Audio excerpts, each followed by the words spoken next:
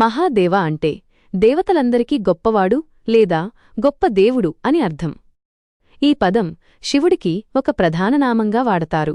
శివుడిని మహాదేవ అని పిలవడానికి అనేక కారణాలు, కథలు ఉన్నాయి. వాటిలో కొన్ని. 1.